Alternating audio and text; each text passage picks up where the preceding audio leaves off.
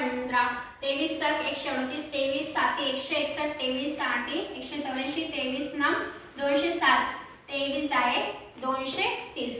आता 23 चा पाढा सोप्या पद्धतीने कसा करता येईल तर आधी काय करायचंय 2 चा पाढा लिहून घ्या, बे चा पाढा लिहून घ्या. बे एक बे, बे दुनी 4, बे त्रिक 6, बे चूक 8, बे पंच 10, बे सक 12, बे साती 14, बे आठी 16, बे नम 18, बे दाये 30. ठीक आहे.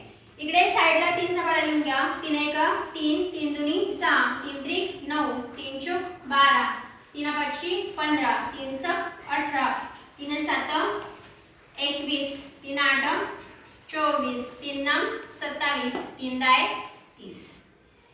जिथे दोन अंक आहेत तिथे जसे आहेत तसेच लिहायचे. दोन अंक बघा कुठपर्यंत आहे 23 एक 23, 23 दुनी 4, 23 त्रिक 69. ठीक आहे.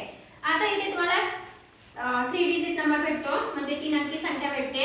याच्यामध्ये पहिला जो अंक आहे जसा आहे तसाच लिहायचा आहे म्हणजे युनिट प्लेसवर जो अंक आहे तो जसा आहे तसाच लिहायचा. किती इथे 2.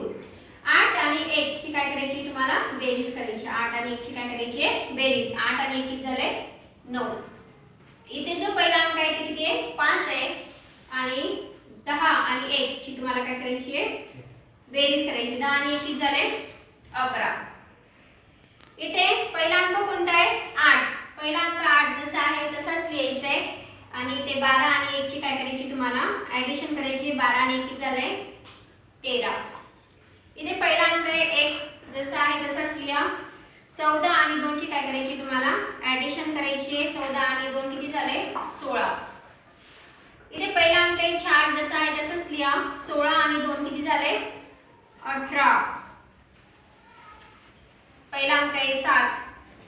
18 आणि 2 ची काय तुम्हाला ॲडिशन करायची आहे. 18 आणि 2 किती झाले 20. पहिला अंक आहे 0. 20 आणि 3 ची करायची तुम्हाला ॲडिशन. 20 आणि 3 किती होतात ते 23.